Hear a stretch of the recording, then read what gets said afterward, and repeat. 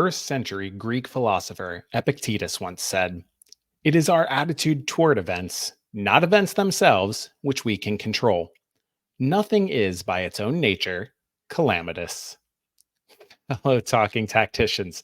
How did FC Cincinnati react to scoring a goal just 17 seconds into the match against Orlando City? What was their attitude about going up a man? Did they do just enough to control events? Or was their play somewhat calamitous? Let's talk about it together. Hey, everybody. Welcome into Talking Tactics with Coach Gough. I am Coach Brad Gough, and this is a show where we are, by our own nature, calamitous, but we try to control your attitude toward us anyway. FC Cincinnati had a dream start on the road at Orlando City, scoring just 17 seconds after the opening whistle. Things looked even better when Rodrigo Schlegel fouled Yuya Kubo on a breakaway, gifting the orange and blue a man advantage. However, if you just looked at the post-match statistics and read post-match Twitter, you'd have the impression that FCC barely eked out this 1-0 win. We'll talk about how well FCC did or didn't control the game. We'll cover their early goal and a few of the chances they conceded. We'll talk about substitutes and substitutions, and we're going to talk about all this and more with the one and only Justin Hoyte. Justin, how are you doing today, my friend? Well, I'm good, Coach. I'm good. I must admit, I'm okay. I'm feeling good. It's a good weekend for me again. Both my teams winning, both my teams performing well. You know, Cincinnati away from home. I have to. You know how it is. If I wasn't winning, I would be very quiet. But at the minute, I'm smiling. But no, I'm happy. Cincinnati got the victory, Coach, against Orlando. You know, they was up man for near enough all the game, but I guess it's still tough to talk about a victory like that because you expect the team to dominate. But obviously they didn't. But at the end of the day, a win is a win. You get the 3 points, you go home and you're laughing. So we're still in the standings right there behind Inter Miami. So it's all good. How are you doing, Coach? How's California? We're wrapping up our time here. So, it's good. Weather's beautiful. Every beautiful day like today, I get a little bit sad that I'm heading back to the land of heat and humidity. But then I remember my beloved FC Cincinnati, and then I'll get to actually go to games in person again. And again, I am happy. Justin, before we get to that, what I would classify as a mess of a game, personally, I want to talk about something more fun, something a little more exciting, because we've talked about it and hinted on it on here about it. But you have officially been announced as what I would argue the marquee signing of the TST 7-a-side tournament. Justin, tell me a little bit about how excited you are to get to go connect with some of your old mates and play again in this 7-a-side tournament.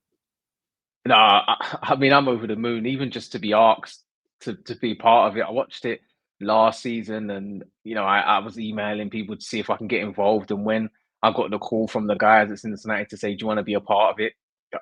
I said, of course. I said, I'm never going to turn it down to reconnect with Ledesma, Kadeem, Danny Koenig, Jimmy, Corbin, Kenny, Dallas. There's so many people that I'm going to get back with on the field with, catch some jokes off the field about our time, at Cincinnati and off the field at, what went on. And obviously the most thing I'm excited about is to play alongside Ocho Cinco. How can I not mention that, he's the marquee signing, NFL football. We'll see how he does. So, no, I'm excited, Coach. I'm really excited for this one. I get to come to Cincinnati for a few days. So I'm trying to get there so I can make a game before we fly out, which is a possibility. So I'm excited. I'm excited to represent Cincinnati, excited to represent, we'll say, the blue and orange. And I must say, we've got some good things cooking, Coach. We've got some good things cooking. Listeners, get in touch if you have an extra Bailey ticket and if you want the one and only Justin Hoyte to be your personal guest in the Bailey. I forgot about that. Yeah, I'll go to the Bailey, that's for sure.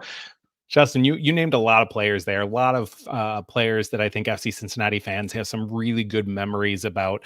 Who are you most looking forward to get to touch base with in person? Because I know you keep touch with a lot of these guys on socials and via text. Who are you looking forward to sitting down and chatting with in person? I mean, there's a lot. I still could talk to quite a lot of them, but I guess I would say Ledesma. And why I say Ledesma is because we've had a close relationships on and off the field when we was at Middlesbrough, and then when he moved over to Cincinnati, we was really close. We lived in the same complex. You know, we had family, were close to each other.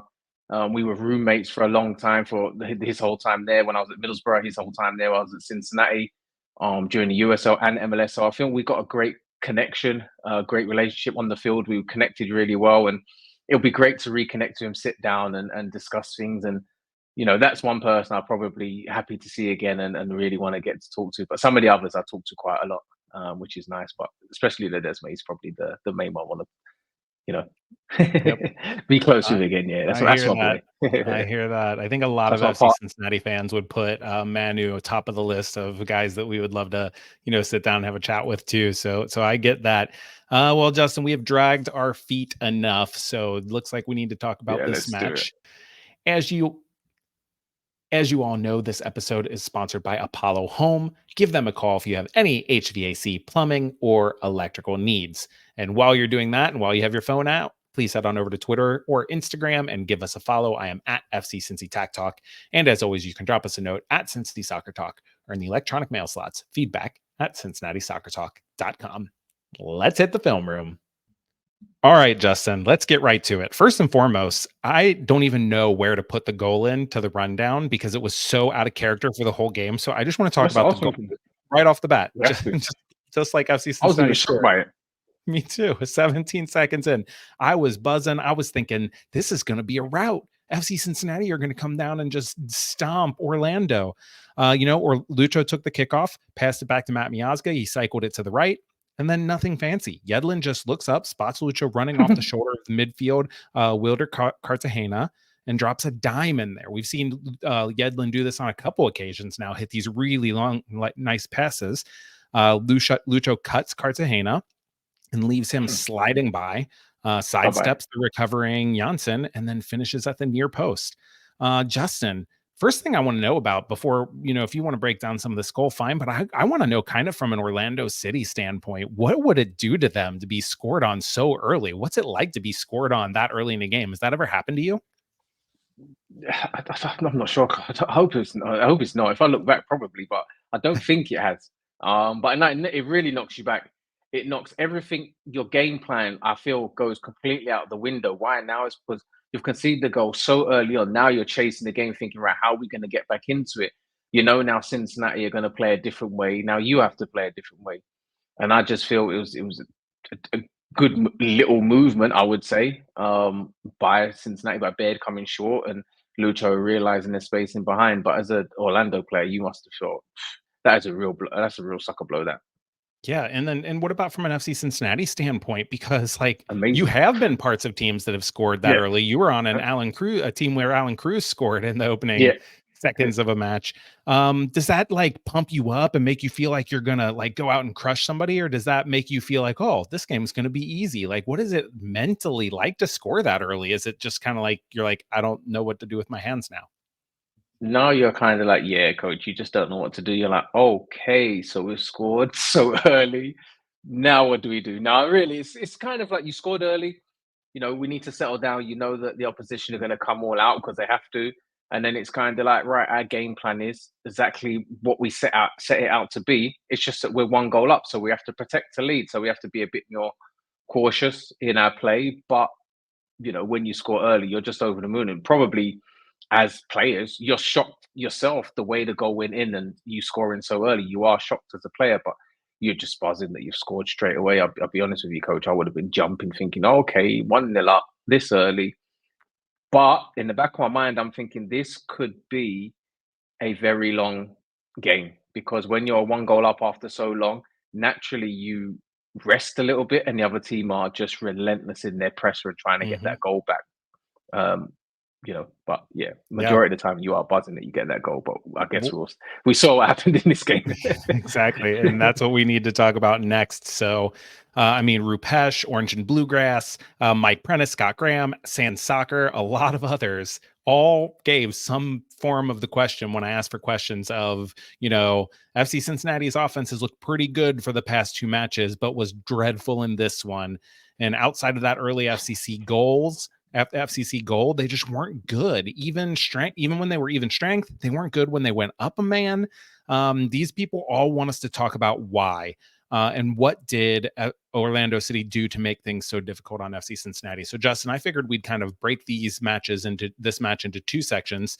Even strength, when they were 11v11, about the first 20 minutes of the match, and then the rest of the match.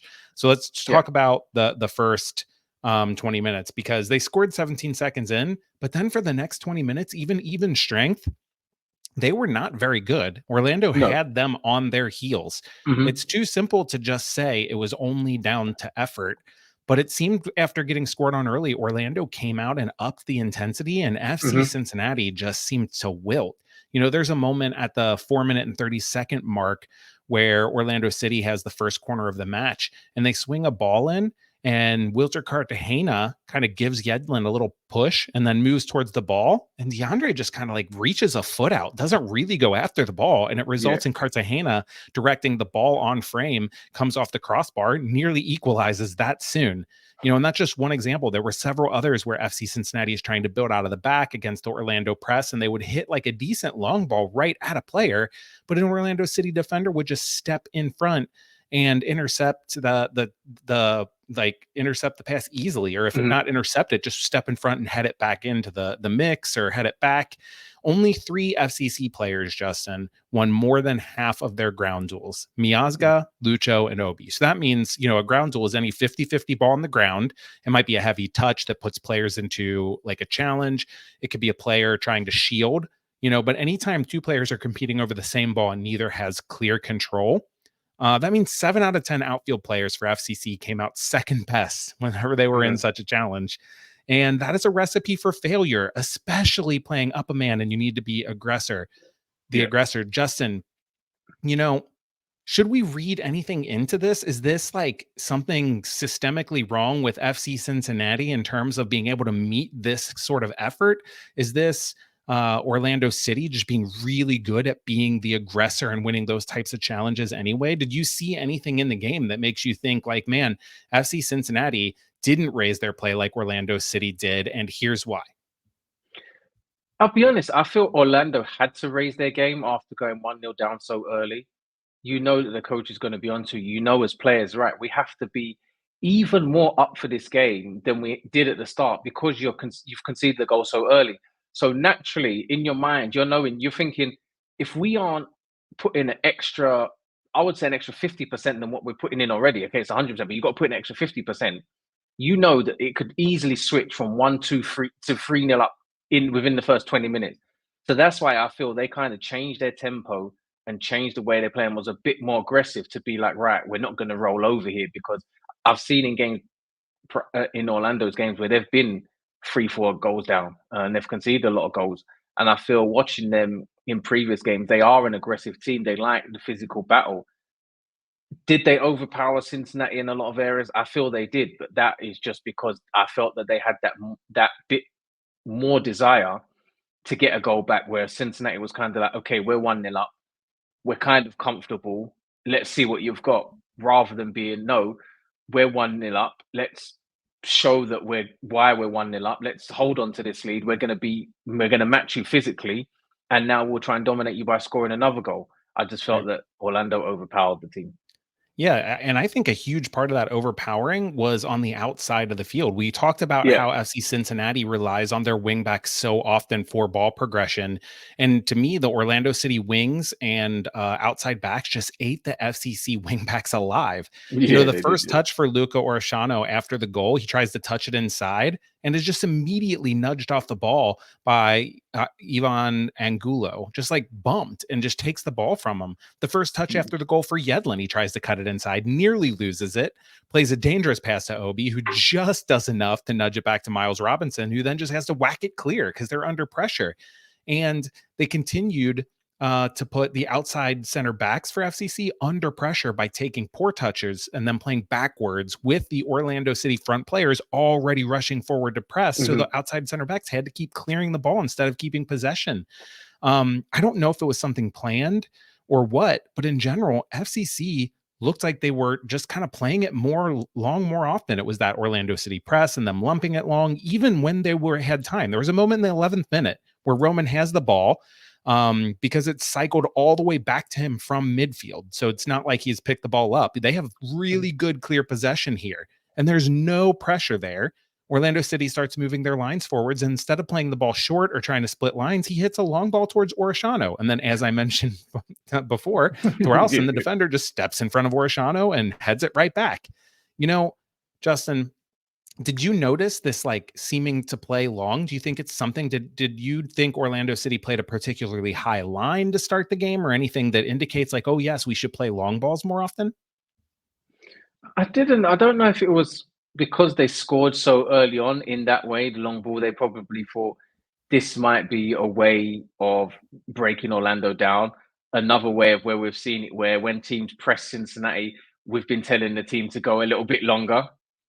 Now we've seen the team go a little bit longer, and we're kind of thinking, well, maybe we shouldn't do that. So I feel just like not every time, but just not every time. And I felt majority of the time they could have kept it and played simple and kept the ball moving like we've been seeing. But there is times where you need to play long, and that's the truth. But I felt in this game, yes, the team are pressing you high, and I don't think it was the best press, but they was a physical team. I feel playing long majority of the time, you're going to lose that battle, especially against a physical team with the personnel we have in our team. Yeah, I think that even beyond that, I think one of the reasons why they played long is because we've talked about playing short and trying to split lines into the midfield, how you have to be willing to play it to a player when they're under pressure. And too many players just didn't have good games. There were just too many easy turnovers. You and I don't love to call out individual players here in terms of performing, not up to their standard. But I feel like I kind of have to, because in that first 20 minutes playing even strength, Corey Baird had, two turnovers, both trying to cut the ball across his body instead of making an easy pass. When there was a player wide open, he tried to cut a defender across their body, which, as a coach who has coached little kids, it's like one of the first things I tell them: never cut the ball straight across your body with a defender there. It's the easiest ball for them to step up and win, right? He was caught offside, and not caught offside like trying to run in behind. Once he was standing a yard offside and the pass came to him, and he was just surprised by it. And the other time he came back from an offside position to try to win the ball. And then Luca Orishano, we talked about FCC and their wingback struggles in general. He had 2 fouls in the opening minutes, lunging in and trying to win the ball instead of playing good defense. The one that happened in the 6th minute, Justin, Murphy had Angulo 1v1, had him totally covered, and Orishano comes back and grabs him and pulls him to the ground, like in a pretty dangerous position for a free kick. And, he also lost possession 3 times, 2 of them in his own defensive third. We talked about him getting nudged off the ball. I did.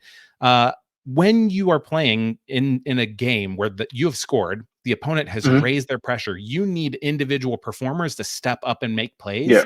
And I just talked about 2 guys who did the opposite of make plays, but really in general, nobody was out there making plays. Lucho Acosta was not out there making plays. It was kind of like everybody just holding on for dear life. It was. And we say it, and you probably haven't seen it or noticed it, is when you go up so early, I feel naturally you relax. I feel you lose that little bit of intensity. Why? Because you're 1 goal up.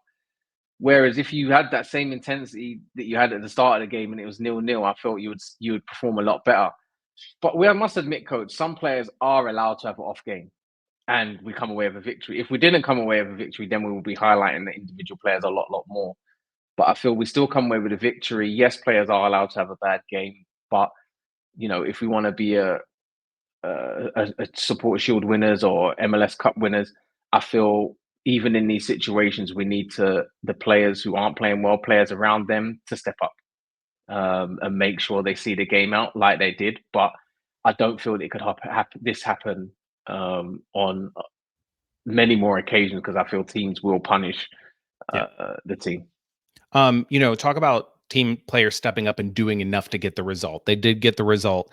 I want to talk about that specific concept in the first 20 minutes, because I want to talk about FCC's defensive performance while they were still even strength. Orlando City were basically playing with 5 across the top whenever they had the ball. They pushed both outside backs really high.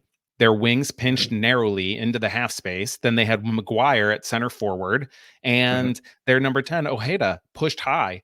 And they were having a lot of joy just overloading one side and combining either Torres and Santos on the FCC right, or Thrausen and Angulo on the FCC left.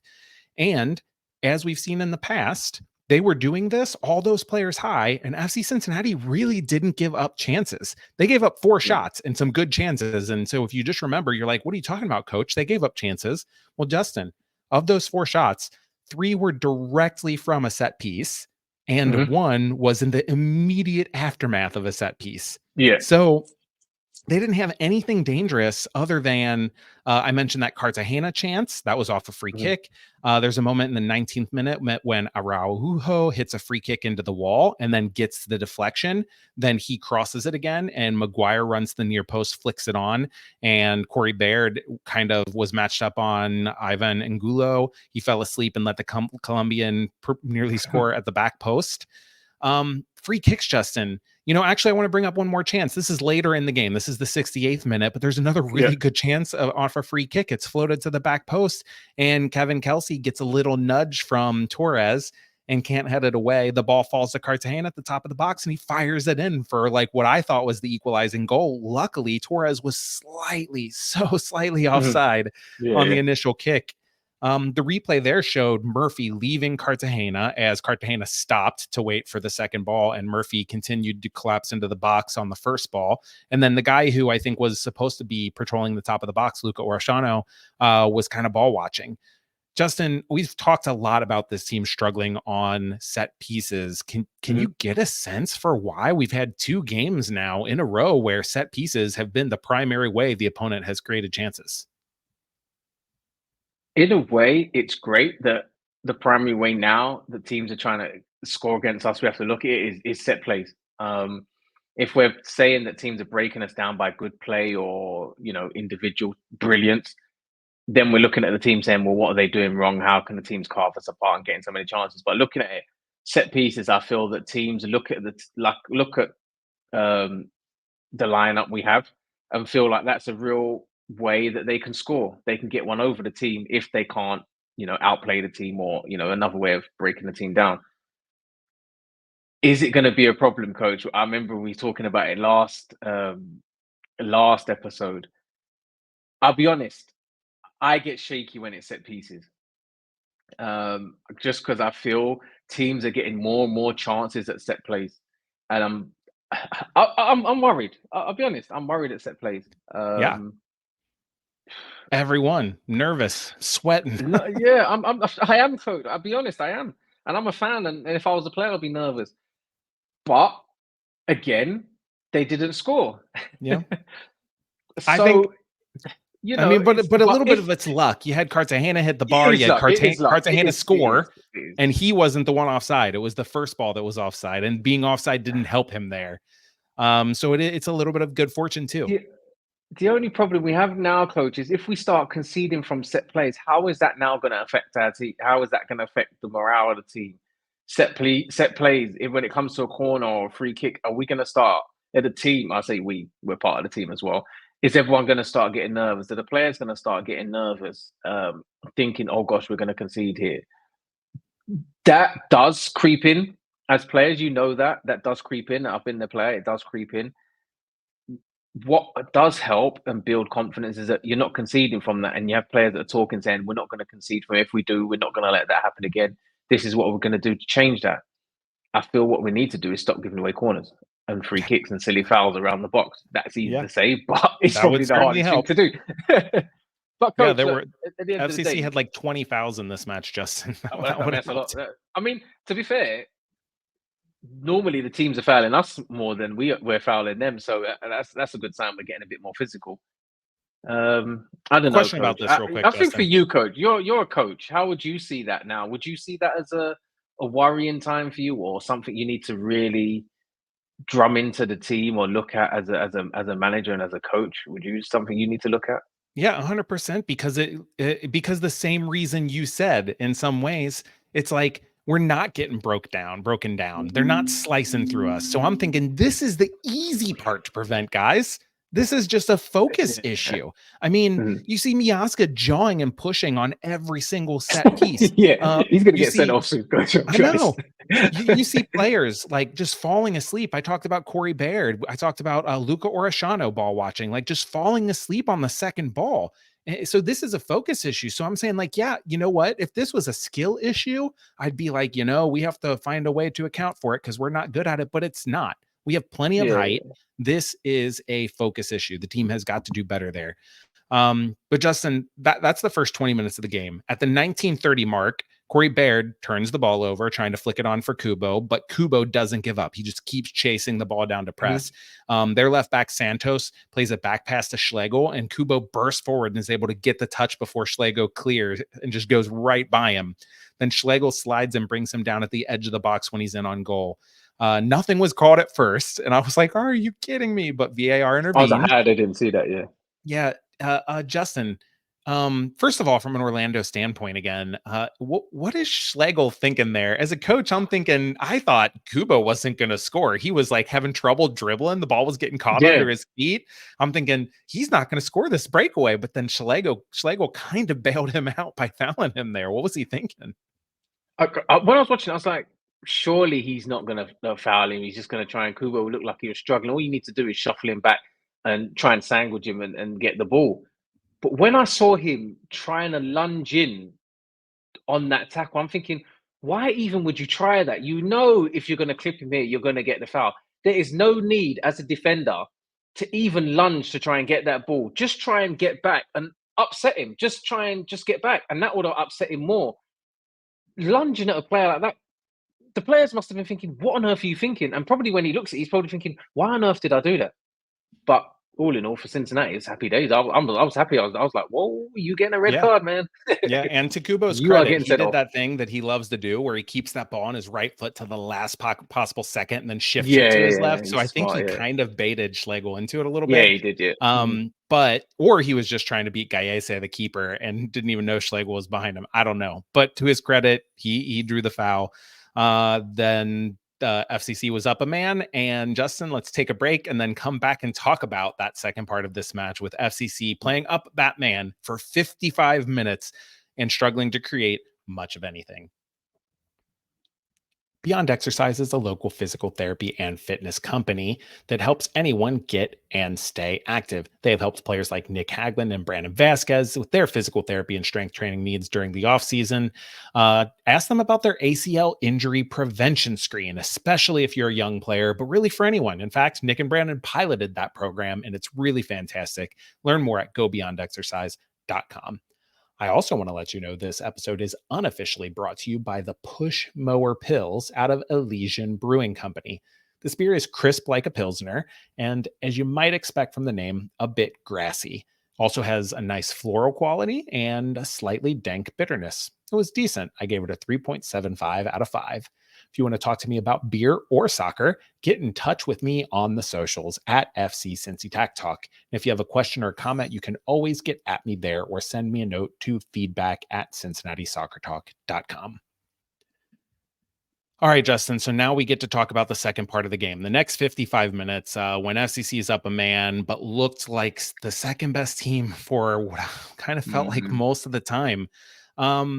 First of all, Justin, talk about the psychology from a playing standpoint. You're up 1-0, you're on your heels for 20 minutes, kind of under some pressure, and then all of a sudden you're up a man. What does that do to you as a player? Like, what is your thought? Is your thought, like, all right, let's go bury this team now? Or is it like, oh, good, we can take a breath? The second, coach, you're thinking, whew. I was just about to say when before you said that, I was like, you're thinking, we get a little breather. In a way, coach, I'll be honest, and listeners, it'll be like we can relax a little bit. Like, not like relax, like it'll be easy, but you're kind of thinking they're down the man, we're 1-0 up, like they're gonna have to come out. It's gonna be we're up a man. We can relax a tiny bit, like we can a little bit easier than it was. The game should be easier for us, but it never ever is. Never is, coach. I'll be honest with you, it's horrible. Playing against 10 men, unless you're like 2-0 up, it is horrible playing against 10 men and you're 1-0 up. It's horrible. I'll be honest, coach. It seems simple and easy, but it's not. It's horrible. You Justin, feel like the opposition has an extra man. I don't know why that is, but it always seems like the opposition team has the extra player. yeah, I want to hear more about as we talk about this because I'm going to talk about like what I saw tactically. I would love that perspective because that's something that I and most of the listeners can't begin to understand because we No, you think can't. there's an extra No, player. it's horrible. So let's talk about first FCC offensively. So what Orlando City did is they brought in a center back for their number 10 and then Mhm, dropped their number 6, Wilter Cartagena, into the back line and played mhm. a 5-3-1.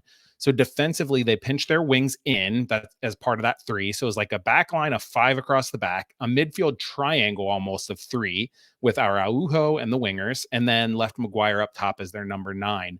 That meant there were a ton of bodies in the center of the park, more than when Orlando was playing with 11. Yeah, And the space to be had was outside, yeah, wide 100%. areas.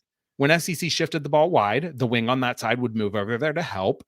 So they had the outside back, the wing on that side, and the outside center back on that side. So, Justin, you talked about how difficult this is to do. But from a player's perspective, I know you're thinking it's hard to play this, but you also have a mindset of this is what we need to do. What is that? What have your coaches trained you to do when you're up a man in those situations? What is the goal there? For me, the goal is, and I've been on teams, and the coaches have always told me, and I even knew myself, I've been in that situation, is you have to go wide. You have to, and I tweeted about it. You must spread the game, make the pitch big, and make the opposition run. You must control the tempo of the game. Put the ball wide. If they shuffle wide, switch the ball centrally, go out the other side quickly. Make them run. If it's the front 2, or if it's a front 1 on his own, make him run. If it's a midfield 3, make them run. Go side to side, go back and forward. Just make them run.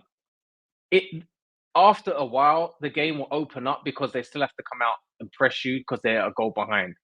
In my mind, I was like, well, go wide, double up on the wings, and if they can't defend well, carry on doing that. If they can defend well, come back in midfield, switch the play, and attack fast down the other side. You Yeah, have to spread the play and make the pitch big. Why? Because they're down the man. They're not going to want to run as much. right. But they're losing, so they have to come out against you. So you have to spread the pitch, coach. You have to. Yeah. So we're on the same wavelength because as a coach, this is what I'm telling my players. I'm saying, listen, shift the ball into the wide area where the space is. Force the You have to. defenders to go over there and account for you. Mhm. If they don't, get numbers around the ball quickly. Push the outside center back on that side high into midfield. One of the forwards should be checking into that space. Mhm. And if the numbers are even, if you are 3v3 over there, go for it. Take the Yeah. player on, go for a 1-2, try to go by the player with a 1v1 move because you have to force the defense to worry about you.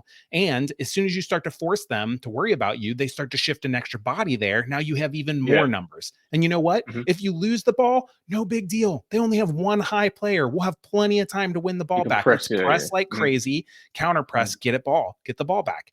If they are good about shifting numbers to that side and you don't have numbers up, then look to move the ball to the other side as quickly as possible. It's And while possible. you're Yep. doing Mhm. that, keep your eyes forward because while they shift, that's when the windows are going to You open open. up for Yeah. you to slip Mhm. those balls in against the grain. You're moving the ball 100%. left to right, and a forward that's in the left half space checks in, and there's a window. You play it to them while the defense is shifting, and they're in on goal easy.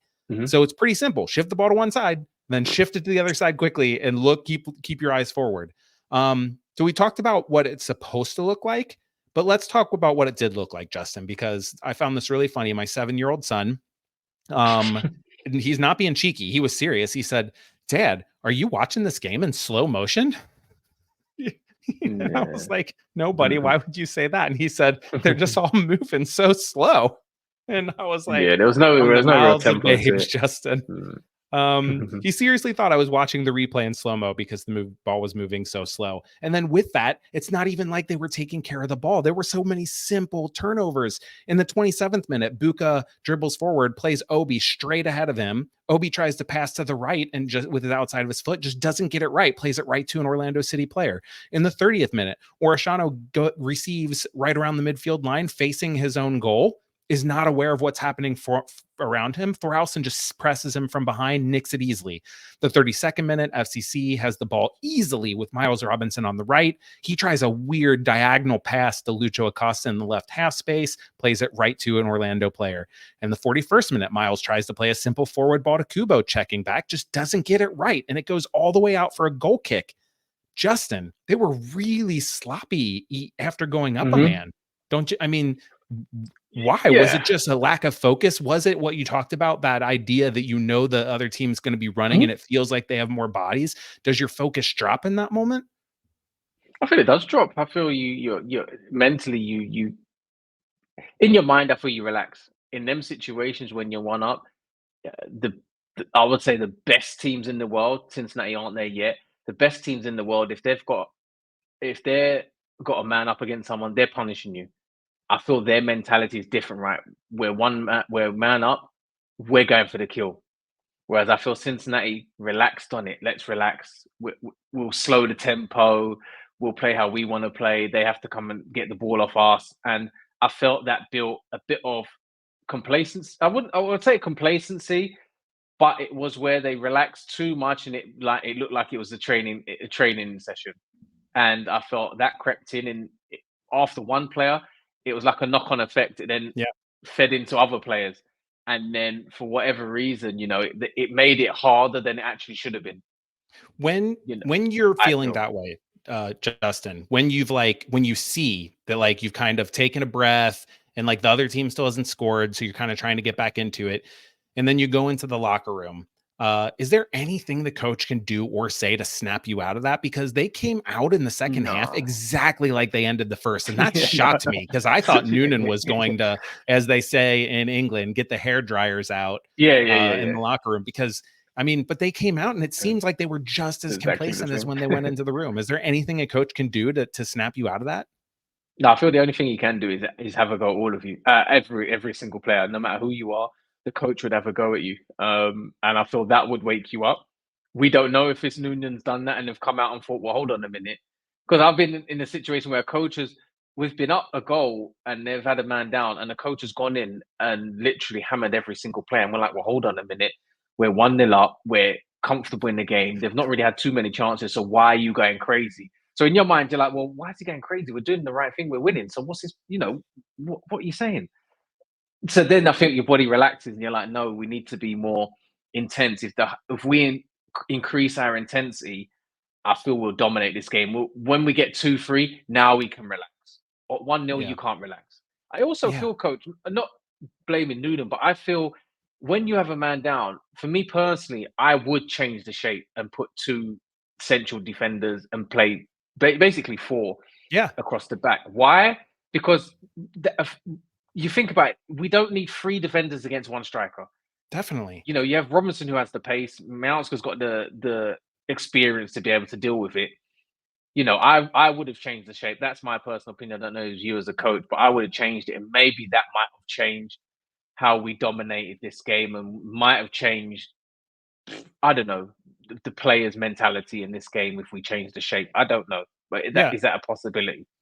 100%, I think it is. The other thing about this is Lucho Acosta was clearly struggling. He was stepped on in the 32nd minute and was limping around. Yet he was still dominating the team in offensive third touches, because the team kept trying to play through him, and you kept seeing him. He'd get the ball and he'd just pass it back out to the midfield, and he would actually pass it to the other side of the field. Lucho never does that, right? No, never. And I don't know when Yedlin started struggling. He got replaced fairly early. He was out as well. But man, every time he touched the ball on the right, he passed it backwards to Miles Robinson. Robinson. It felt there was a moment in the 43rd minute where Gaesi played a long ball towards Maguire, and FCC won it back. And Miazga, who looked like, I want to get this game done and dusted, he made an immediate line-splitting pass to Buka.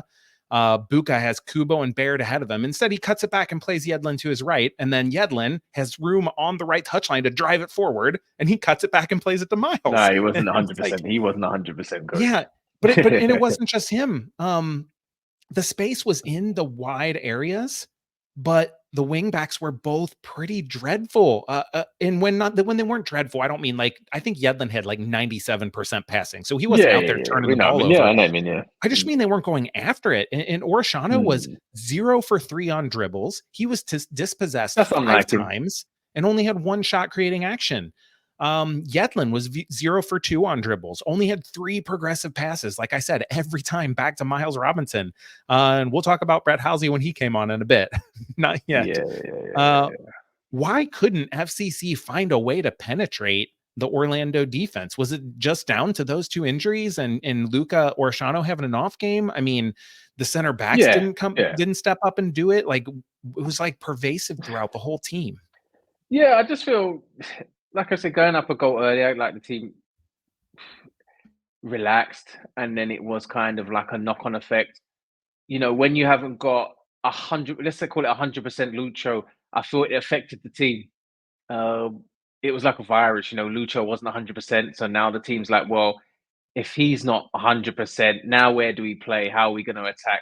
Oriano, who's really creative and gets down the wing, crosses or puts in a bit of play and dribbles, wasn't on his game 100%. He's allowed an off game. Everyone's allowed an off game. It was an off game for him. So then the team wasn't performing well. You know, Yedlin, we must admit, wasn't 100%. So he wasn't able to run up and down. Now you're talking about 3 key players that have created chances for us and that are key players for us. Buka, did he have the best game? Probably not, but he was still effective. Kubo and Baird, it didn't really work out. But, you know, you look at it and say the 3, I would say, players that have been creative, Yedlin, Lucho, and Oriano, even Kubo, I feel at times in this game wasn't 100% and didn't play how they used to. But we just have to call it an off night for them players. Lucho wasn't 100%, Yedlin wasn't 100%. So class them as injured. The other 2, I just feel that it was just an off night for them. Yeah, just an like off night. like you said, like a virus. It started to spread when players weren't playing so well. Yeah, 100%. Let's talk about playing up a man defensively when the opponent has the ball. Because to me, this is where when you have a man advantage and the opponent has the ball, you don't want to get yourself like way out of position. You don't want to be pulled, but you want to get pressure on the ball. You want to show urgency to use that man advantage. I don't know if FC Cincinnati thought, oh, when Orlando has the ball, they're just going to go into their shell. They're just going to hit long balls the whole time. But they didn't do that. They pretty much continued to attack with 6 players. They kept their 3 center backs defensively, and even their center backs, their outside center backs were pushing pretty high, and everyone else was forward. And then they just moved the ball simply and effectively. And FCC couldn't get pressure to the ball. When they did, they fouled. They had 20 total fouls, 14 after going up a man. They also knew, Orlando City did, that they had a ton of speed in Ivan Angulo, and they took every opportunity to play him in behind. In the 48th minute, they're standing with the ball at midfield. Cartagena is. And FCC is content to not pressure the ball. I have no idea why. Baird is standing like 10 yards in front of the ball. Kubo standing 10 yards to the side. They're both just standing there like, come on, what are you going to do next? Well, Cartagena says, I'll show you what I'm going to do next. Put the ball out of his feet, dropped a dime over the top for Ivan Angulo to run onto. He torched Murphy, just ran by him like he was standing still, and he was in on goal alone. Roman Celentano comes out to close him down, forces Angulo to go around him. Luckily, that would provided just enough time for Murphy to run in behind and clear the ball off the line when Angulo should have scored probably. Justin, I think that's where FCC struggled the most in this game defensively, is just not putting pressure on Orlando despite 100%. Having a man advantage. Not a single FCC player had a tackle in the offensive third. That shows to me like a lack of intensity to get there. Why do you think that was? I think that I don't know if it was the coach's idea or the player's idea to be like, you know, they're a man down. Do we need to relax and try and make them play through us? Or, you know, they didn't want to put pressure because they're like, well, if we put pressure, they're just going to play long balls and they might get in behind. They got speed on the wings or speed up front. You know, we have to be wary of that. But I felt if you're a man up, you have to apply pressure, coach. Like you said, you have to apply that pressure. And what they're going to do is if you apply a lot of pressure in the right areas and you play real high intensity presses against a man down, all they're going to do is kick it long. And if they kick it long and technically you've got 3 defenders against one, who's going to win it? You are. You put one defender behind, one defender in front, and you're going to win it every time. And you're going to be able to attack from there. I just felt that they just thought, well, we'll just sit back and let them play through us, which I say, and we probably agree, coach, that it was probably the wrong tactic. Yeah, I mean, you have got to continue to compress space. You have a numerical advantage, so you can't give the other team a spatial advantage, right? The Mm, way you compress space is by playing the same way you were playing when you were mhm. even strength, but Yeah. but by putting a little bit higher pressure on the opponent. Higher pressure, yeah, Um, 100%. I think a big reason why they weren't able to do this is because they had two players on the pitch who just couldn't pressure in No, they in couldn't. Yeah, yeah. You might as Yedlin well play him. and Yeah. Lucho. Mm. There's a moment in the 53rd minute, Justin, when Orlando is building from the back and FCC have numbers around the ball on the right touch line. And I'm like, yeah, they're going to win it back. Well, two of those numbers were Yedlin and Lucho, and they looked like they should have just been cones out there. They were training mannequins because Yeah, they're just standing. Kubo and Buka go up and try to press, thinking we got numbers, and Orlando City just combines through them and like take yeah. 4 FCC players out of the play with 2 passes because those two are standing around. There's a moment in the 54th minute when there's a simple ball in behind for Angulo, and Yedlin just can't even sprint to catch him. No, Like you he could couldn't. tell. I was like, is he He's not not trying. trying? And then he comes out Mm. right after that, because he was hurt. Noonan didn't take out Lucho until, in the 62nd minute. Did Noonan take too long to make those changes, Justin? Because we're I think talking so. about this idea to put more pressure on the I ball think and to so. do more Mhm. and to use that man advantage by making the opponent run. But did Noonan just take too long to capitalize on that by making a few changes? I feel he did, and I felt at the stage and the timing of the game, he didn't want that make their changes until literally the players was like, "I can't go on no more." Um, Now, does that do more harm for the team and the individual? Probably, because you want to play a certain way, you want to defend a certain way, and the players can't do it because they're not 100%. But I feel Noonan probably thought, well, can I hold out for as long as I can? Because Orlando was applying a lot of pressure at that time. So you're probably thinking, well, can I hold this out for as long as I can without having to make a change, without hurting the players? But I feel it was hurting the player and the team more so by not making that change Right. or changes, I should say. Dado Valenzuela was one of those changes. He came in to fill Lucho's shoes, I thought which these are were big shoes to fill. strange subs. But he only played 20. He played 29 minutes, Justin, and he led the team with 3 shot creating actions and 2 key passes. Here's something Mhm, amazing. And this I think is a good thing. It doesn't sound like a good thing, but I love it because it's intensity. It's trying to mhm, pressure the ball and win the ball back. mhm. Remember how I said earlier that FCC ended the match with 20 fouls? Yeah, 5 of them were Dado Valenzuela. He yeah, only he was played up for this. He 29 was up for minutes this. He was and he up had for it. 25% of the fouls. Yeah, he was up for it. There's a moment in the 71st minute where Halsey plays him at the top of the box. He has a lovely little turn, then slips Kubo in behind the right side of the box. Kubo blasts his shot just wide of the near post.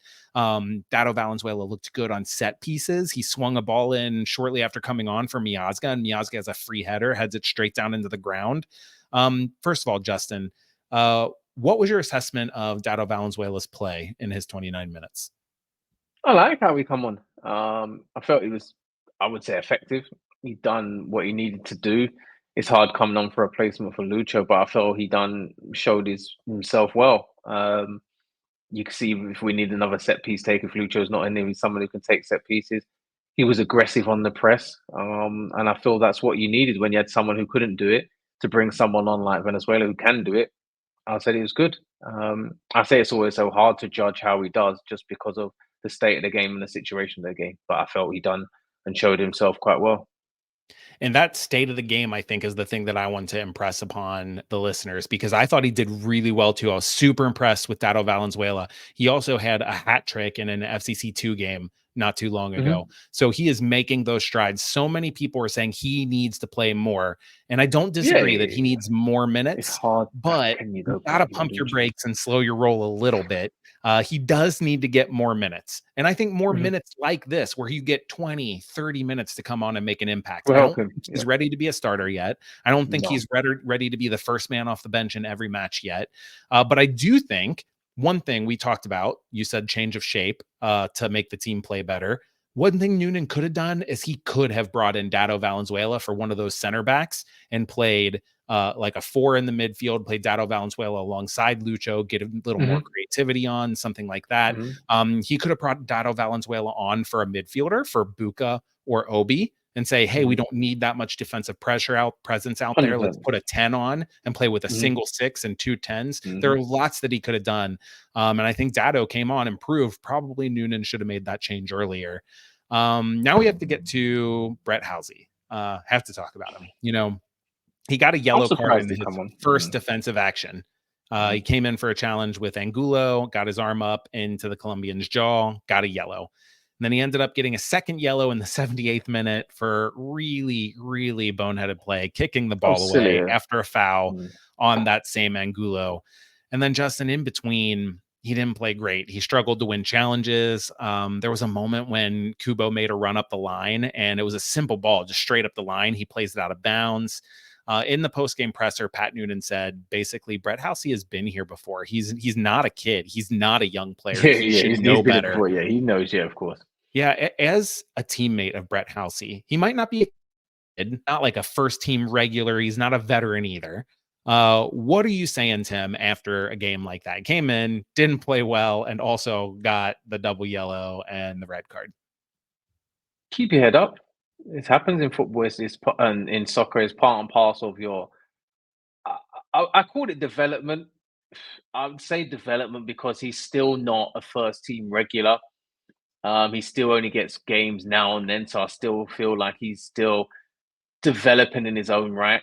Um, but as an experienced player, you have to tell them, look, you've been through this, you've understood, you've made a mistake. Just don't do it again. Keep your head up. You're going to get another opportunity. Learn from it and keep going. We've all made mistakes like this, but just learn from it and know that when you're on a yellow card, you literally cannot do anything. Just be Yeah. very mindful that when you've had a yellow card, just don't do anything silly, don't do anything stupid, and just play your game, and you'll be all right next time. Just learn from this experience.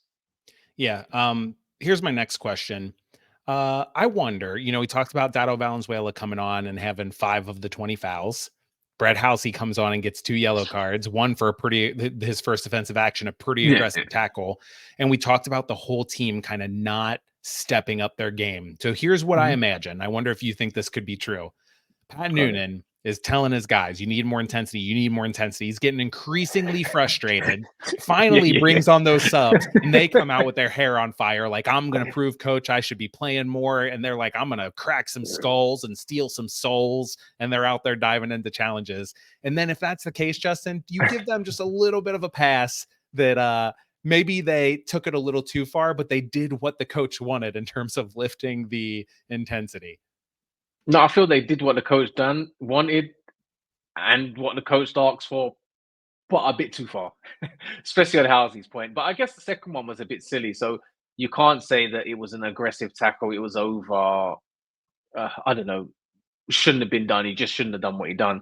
That's not nothing to do with aggression. But I felt that they brought that intensity that Noonan wanted just a bit too much. Yeah, certainly the second yellow, but I think there's also some frustration, right? It's like Yeah, yeah, the 100%. the referee, and I'm not blaming this on the ref totally. It is a little bit, I'm a coach, I get to I'm do that. blaming the ref. Ishmael Elfath was like letting so much go, and then all of a sudden started calling a lot. Yeah, Right that was silly. before Halsey gets his second yellow, the ball is hit to him in the box, and he's trying to bring it down, and Angulo comes in with a challenge and gets his forearm up into Halsey's face. And I was thinking in the moment before Halsey gets a yellow card, I'm like, man, go down, son. You just got given a Mm-mm. yellow card for that same challenge. You're in the box. You got to go down. And Yeah, then, yeah, so yeah. I think Halsey's probably frustrated, and then he comes over and kicks the ball away. Mhm. So I think that, the players have to learn to manage their emotions, right? But I think if you're sitting on the Mhm. sideline hearing your coach just talk about how the team's not playing well and then you get put on, I think there is You're gonna that be hyped. impetus to come in fired up and come in frustrated. And I think 100%. that some of this is on Pat Noonan. Not that he shouldn't be over there saying he's frustrated, but Pat Noonan should have made earlier changes and done some different things, changing the shape to increase the overall play of the team prior to getting to that moment. Yeah. But Justin, all in all, A win is a win. We talked about it. 3 points in the bag. We have a question about what the messaging is in the mailbag. So let's take a break and then we'll get there. It's that time in the show when I take a minute to thank all of you for downloading today's episode or for watching on YouTube if that's your flavor. Thanks for downloading or listening or watching. And thanks in advance for spreading the word because that's what we really need from you now. Help others find out about us. You can always just tell a friend, tweet about us, post about us on Facebook, or head on over to CincinnatiSoccerTalk.com/Coach Apple Podcast to rate and review the show. We don't have any May reviews yet, so you be the first. If you want to become a supporter of Cincinnati Soccer Talk, that also would really help. Head on over to CincinnatiSoccerTalk.com/support. And in terms of this show, you got to remember, if you have questions for us about tactics and coaching, if you want a player's perspective on something, you run this show. You let us know what you want us to talk about, and we talk about it. You can always get in touch with us on Twitter or Instagram or on Threads, or you can drop us a note in the mailbag. Speaking of the mailbag, promo 3, which is 5220. All right, Justin. Best question in the mailbag starts from Larry, who says, can you two discuss your scalp maintenance routine? Asking for a friend. Justin, how you keep that dome piece shining so bright, my friend? Mine's not too good at the minute, coach. I need to cut it again. It's not doing too well, but moisturize it every now and then. But yeah, I'm trying, coach. I'm trying to get as good as yours, coach. I don't know what your routine is, but mine is just creaming, exfoliating, creaming. Do you have one of those? How do you shave it? Do you shave it with a razor? Yeah, I've got like a little razor, handheld razor, just do it myself, just probably in half an hour. Go over it. It needs trimming again, but yeah. I have a one blade, Philips Norelco one blade, and it's like an electric razor that mimics a regular razor. I don't know, works for me. But other than that, it's just moisturizer, like you said. You got to moisturize. You got a sunscreen. Wear those hats when you go in the sun, Larry. Yeah, you have to wear a hat. Or tell your friend, Larry. Tell your friend, wear the hat. Yeah, tell your friend. Yes, a friend. Yeah, first. I got it's your friend. Yeah, I'll ask a friend as well. Yeah. Josh got in touch and says, is it just me or does FCC really struggle against hard pressing teams? Justin, this has been a common refrain that a lot of people had said this whole season. It looks like FCC struggles against the press. We talked about earlier in the season how they were forcing the ball to the wing backs, and then how the past 2 matches they did a much better job letting Obi and Buka get touches in the middle and open up those windows to play directly to the forward. Do you think that this match, it looked like they struggled against the Orlando City press, or do you think it was more down to them being put in bad positions by players taking a bad touch and then like playing the defense with the forward breathing down their neck, so to speak? Yeah, I'd say the second one, coach. I feel it was more the bad decisions, the bad touch, and it's kind of like, I've taken the bad touch. How am I going to get out of this situation? Okay, this person's close to me. Let him have it and let him deal with it. Whereas before, with players have had great touches, been able to turn, open their body, and play the type of football or soccer that we like to see and that we've seen, to be able to get out of that press. But I feel this game, everything was off. The touch was off. The timing of the pass was off. The weight of the pass was off. The runs were off. And all in all, it looked like Orlando done a great job pressing against the team. Yeah, and this next question gets to that, so I want to move on to that, and we'll talk some more. Jose Guerra got in touch and says something to the effect of, in the last 2 games, FCC moved the ball really well and played through the lines, and everything looked in sync, and then it all disappeared against Orlando. Why? And so I want to ask you, Justin, because I have a philosophy, but do you think it was simple enough to just say it's because of the red card? They were playing uneven, 11v10, or this is my philosophy, and please tell me if you think I'm wrong. It kind of felt like they just weren't ready to play such a physical and hard stepping team. You know, they expected to have time receiving the ball, and Orlando City was coming through and winning that ball, stepping hard, not being worried about getting beat in behind. And we've seen this team struggle like in the past against like New York Red Bulls doing the same thing. It's not necessarily about the press, but it's about winning those balls when they play out of the press, not stepping to it, not shielding and using your body to win those. That's how it felt to me. Yeah, and to me as well. And looking at it, I just feel why we say they're not, well, wasn't ready for that intensity, probably because they felt that the team is down the man. They wasn't going to play such a high press, or not even a high press coach. The intensity of the press from the team that's normally a goal down, they normally sit back and let you have the ball. Orlando done completely opposite. And I feel the team was taken back by that. And I feel that is another reason why the team played the way they did. Yeah, Orlando City did not go into a shell at all. They No, even it's pressed like the surprising. back line a bit, and certainly I was every shocked. pass into the midfield, they had a player. Araujo in the midfield for Orlando, I think was so good in this game. If I was doing player ratings for them, I think I'd give him man of the match. Just the way that he, patrolled that midfield and did not let Buka or Obi get a touch in any sort of comfortable situation. And then so often on the ball was like drawing fouls, even though I'm, skeptical about how many of those he actually got fouled on. But I'll just leave that there. Next question comes from Jeff Tebbets, the one and only, and wants to know what we think if Yedlin is injured and Halsey is suspended. Who plays wing back over there? Is it as easy as who we saw at the end of the match, your mate, Alvis Powell? Tell his real Derby. You think he can come in and play 90 minutes against Columbus? It has to be. Who else is going to be coach? There's no one else to play, is there? I was actually surprised. That is a possibility, but is he more effective now further forward, especially in the Hell's role? Is he better further forward? Because we know how Columbus play, and now I feel that we need someone experienced out there on the wing to play against the Columbus crew. And I'd rather have someone experienced at the wing backs position than moving Kubo where he is. I feel that we're going to need him defensively and attacking wise. I feel we're going to need him, especially in this Hell Israel derby, especially if we're now looking at Lucho maybe not being 100%, which I know he will be, but you just don't know. So I feel we need him in that. We need Kubo further forward. So often, I think that coaches get especially caught. Buchanan's out now. I'm not even going to touch that with a 10-foot pole. We won't talk about that. But I'm just saying, just because he's out, also we need Bupenza. Is he on our team? I didn't even know. So often, Justin, coaches get caught losing key players and trying to play the same way, plug and play. We talked about this last week when we talked about defending set pieces without Bupenza on the field. I think trying to put like a Yuya Kubo on the right so that they can play the same way they play with Yedlin over there is not a good idea. It won't work. You roll with Alvis Powell and you say, Alvis is not going to get forward as often as DeAndre did. So we're going to have to attack more through the left or through the middle. We'll keep pushing Luca or Shano high and play with Powell tucked in a little bit more. He will get forward and he'll be an effective player in possession, but he is not going to get down the line and hit crosses and things. So that's what I would do. I think I would straight swap Alvis Powell. The thing I definitely would not do under any circumstance is like so many fans just say like, oh, just put in Kip Keller or Nick Hagland as the right back. And it's like, it's no, you got to do that. It's not that easy. Trust me. It's just saying like center back, just go play outside back. We saw Ian Murphy try to do it one time and was terrible. I think Nick Hagland has played some right back for this team, but those were the dark ages. Those were back when the team didn't have anybody to play. I would not do that.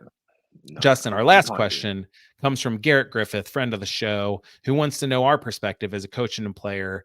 What is the focus after playing up a man for the majority of the game and looking like the worst team? 3 points on the road is always nice, but what are the technical staff and the players saying after a pretty poor performance, knowing that they're heading into the Hell is Real derby? Garrett says hashtag up the Foozers, Garrett. Justin, lots of talk about how poor the performance was. Lots of other talk bemoaning that FCC fans can never just be happy with a win and they're so focused on the performance, even though they got 3 points. You've been part of teams that have played poorly but gotten results anyway, because that's part of football. What is the message from the team leaders and the coaching staff after a game like that? Is it like close the book and move on? Is it let's hit this film hard because we need to get better? Like what happens? Forget about this game. We got a victory away from home. We done what we needed to do. It was a tough game, but at the end of the day, we got the victory. We got the 3 points. Thank you very much. And let's get ready for the Hell is Real derby. And in a way, did we save our legs and our bodies for the next game? Probably. Was it a good performance? No. After the amount of running you did. But at the end of the day, coach, what's the good thing about it is we got the bad performance out against Orlando. Now we're going to be ready and up for this game against Columbus in the Hell is Real derby. So I feel we've got away that one bad game that we have every now and then. The players didn't play too well. Why? Because their focus was on the Hell is Real derby, coach. That's what I got that feeling from. Oh, that we will see. But I hope so. I why hope so. the fans are so lucky, Justin, is that you and I never get focused on the next match. We are always here for No, we're them, always on breaking this down game. this match. I think that we did a good job beating this dead horse into the ground. Thanks for doing it, my friend. Anytime, coach. It was good. It was a fun one, although there wasn't much to talk about, but it was a good show, a good fun one. And you know what, coach? Let's get ready for the weekend. I'm up for it. I'm up for it. Let's hope they get the victory and we have a celebration episode. Let's hope for that. And that is it for this episode of Talking Tactics with Coach Gough. Make sure you do us a huge favor and get subscribed to the podcast. Then head on over to CincinnatiSoccerTalk.com/coach Apple Podcast to rate and review the show. Other than that, thank you for listening or watching. Thanks to my co-host, Justin Hoyte, and thanks as always to producer Charles for making this show audible. I had fun today, and I'm hoping you did too. This is Coach Brad Gough reminding you that soccer is a privilege. So whether you're watching, coaching, or playing, don't forget to smile.